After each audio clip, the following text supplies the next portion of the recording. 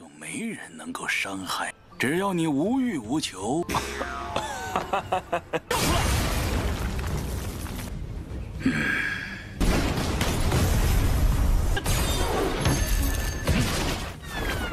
把我尸体藏在哪儿？老夫的秀发，徒儿，注意这个。不该如何选择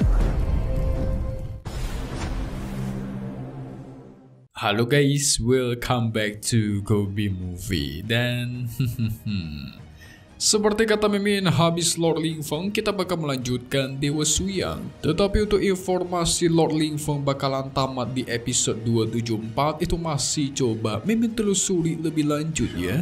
Tapi kita mesti nunggu sih guys. Biasanya dari sana itu bisa tiba-tiba dibuat tamat, tapi bisa juga tiba-tiba dikasih episode tambahan. Emang kadang random, kadang acak gitu nggak jelas guys. Jadi kita belum bisa menentukannya sekarang.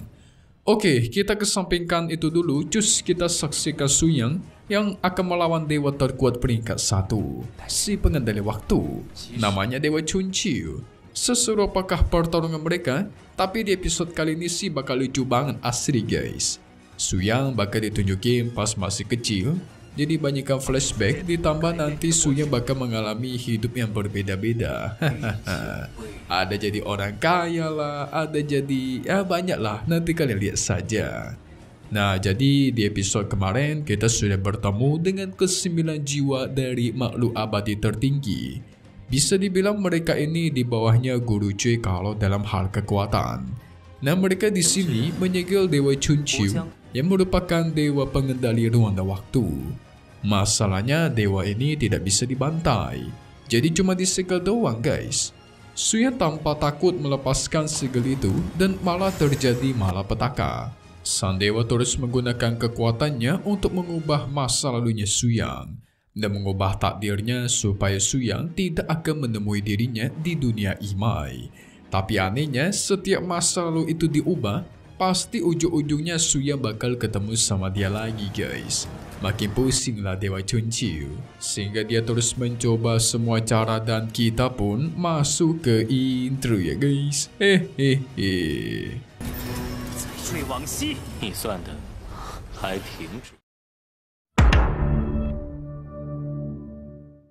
Suyang lagi-lagi dirubah takdirnya. Sekarang dia kembali ke masa kecil dan dicari-cari oleh Guru Cui. Kalian mesti ingat, dia Suyang walaupun overpower, dia tuh buta map guys, suka nyasar. Makanya dia selalu ditemanin sama si Yaya ya kan. Nah di sini harusnya Guru Cui itu bertemu dengan Suyang dan menjalin hubungan sebagai seorang guru dan murid. Tetapi karena takdirnya itu dirubah, Suyang malah bertemu dengan orang lain. Orang lain itu sedang duduk di atas kereta kuda dan nampak seperti seorang kaya. Kita panggil saja sebagai sang paman kaya. Nah, si paman itu sangat kagum ketika melihat ketenangannya Suyang, walaupun di umurnya yang masih begitu muda. Pasti sangat cocok untuk pembuat bisnis nih katanya nih. Jadi sang paman mengaku sebagai orang terkaya di dunia guys. Dan dia pengen mengajak Suyang ikut dengannya. Tapi Suyang menolak. Mengira kalau Suyang sudah hilang, ternyata Suyang udah berada di dalam kereta guys. Ini semua pasti karena Suyang mendengar sebutan orang terkaya nih. Kan kita tahu ya, selain buta map, Lord kita ini sangat suka dengan yang namanya harta. Wow.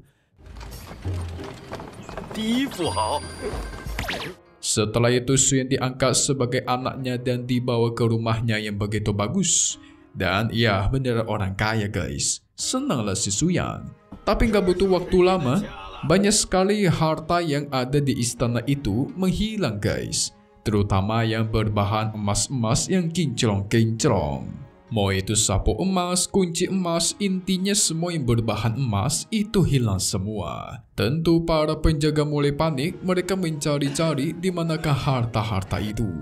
Yang ternyata guys, semua harta itu Suyang ambil dan dia bawa ke rumahnya. Hehe. Sang pamannya ikutan mencari-cari, akhirnya dia membuka rumahnya Suyang dan keluar. Benar aja, semua harta ada di rumahnya. Dari situlah sang paman senang. Melihat Suyang yang masih kecil tetapi gila dengan harta, pasti nanti pas gede, itu bakal mengambil semua kekayaan dunia ke rumahnya. Haha. Ya, sebenarnya itu sudah terjadi dari episode pertama sih. Setiap sekte yang Suyang kalahkan, itu hartanya dia ambil dan bawa pulang ke sekte Tianlan kan? Hehehe. Singkat cerita, Suyang sudah besar. Dia menjadi leluhur tertinggi di sana guys. Keempat raja datang membawakan harta untuknya. Tapi tiada harta yang membuat dia tertarik. Salah satu raja pun mengatakan, di dunia Shanghai ada harta karun yang tidak bisa dibandingkan dengan harta manapun. Nah, mendengar itu Suyang tertarik guys. Dia pun pergi ke tempat harta itu yang ternyata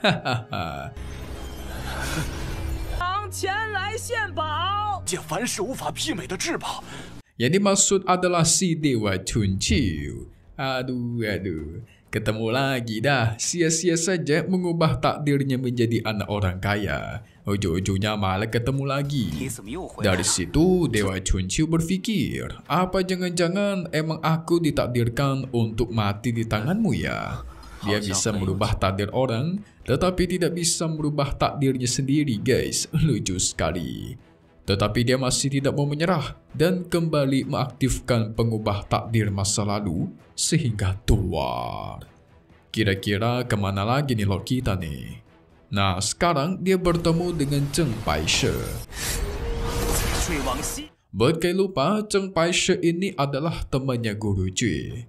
Paishe tahu kalau Guru Cui itu sedang mencari-cari dirinya. Tapi dia memilih untuk menjadikan Suyang sebagai muridnya guys. Jadi di sini dia pengen ngerebut muridnya Guru Cui nih. Supaya tidak ketahuan dia bawa kabur. Wah, parah.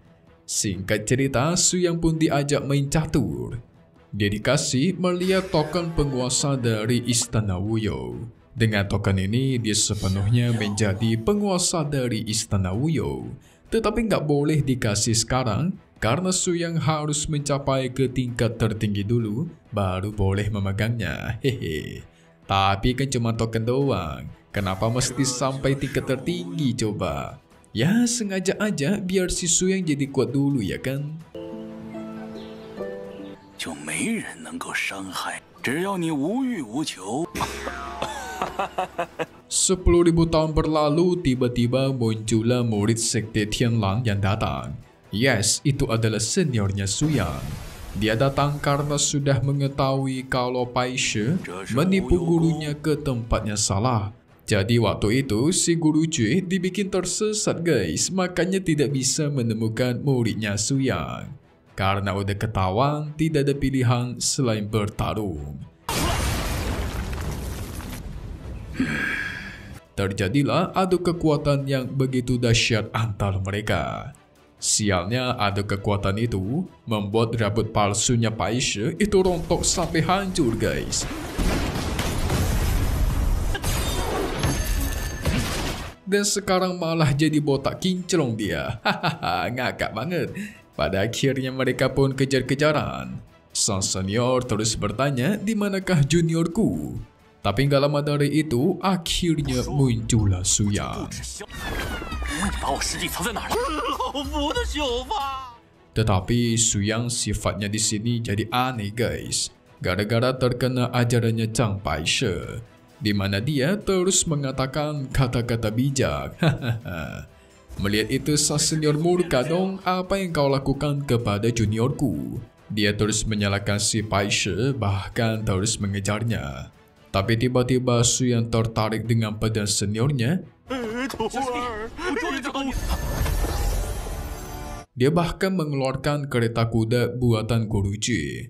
Gak cukup, sosok naga raksasa pun juga dikeluarkan demi membuat si Suyang tertarik buat ikut dengan dia guys. Wait, belum selesai. Sang senior menjanjikan kepada Suyang satu hal. Selama dia ikut ke sekte Tianlan, maka senior akan memberitahukan dirinya ada dewa misterius yang hidup di dunia ini dan tuar. Ternyata si senior membawa Suyang menemui Dewa Chunqiu guys. Hahaha. Ketemu lagi. Saking capeknya Dewa Chunqiu, dia sampai kehabisan tenaga.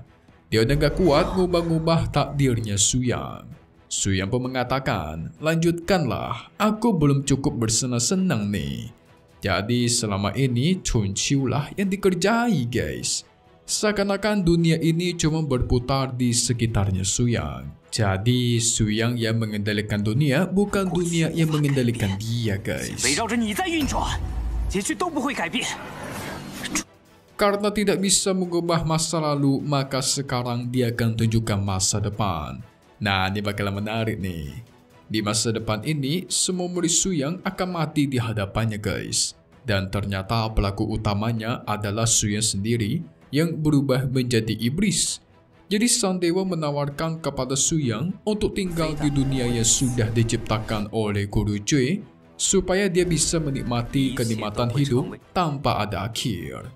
Ya, tujuannya supaya Suyang tinggal di dunia itu dan dia tidak bakal ketemu sama si Dewa Chun Chiu.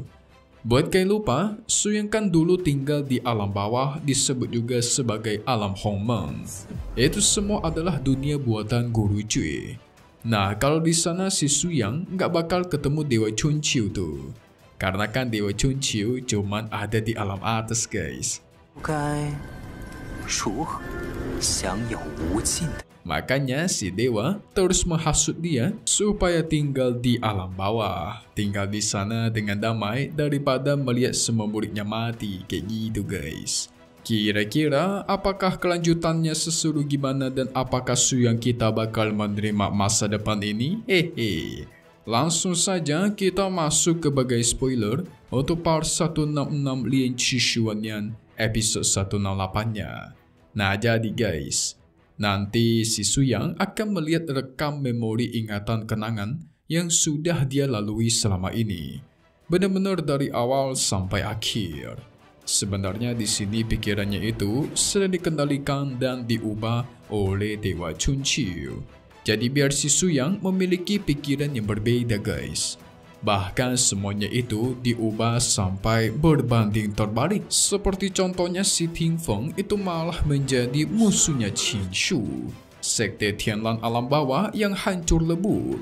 Intinya semua kejadian di masa lalu yang terselesaikan dengan baik itu malah berubah menjadi terbalik dan jadi hancur guys. Wah, ini Dewa Chun Chiu serem juga kekuatannya ya. Kuat sekali. Apakah Suyang bisa lolos dari kendali pikiran ini? Wah, kita semua pasti menantikan kelanjutannya nih. So, selesai dulu untuk part 165 Lian Qishuanyan. 100,000 years of refining Qi atau 100.000 tahun pemurnian Qi. Kita bakal update lagi untuk tonton selanjutnya dan pastinya cuma di sini ya guys, Scooby Movie. Thank you buat kalian semua nonton dan selalu support channel Mimin. Semoga kalian semua sehat selalu. Memang pamit undur diri dulu. Kita bakal ketemu lagi di video-video selanjutnya. Oke kalau gitu, see you guys.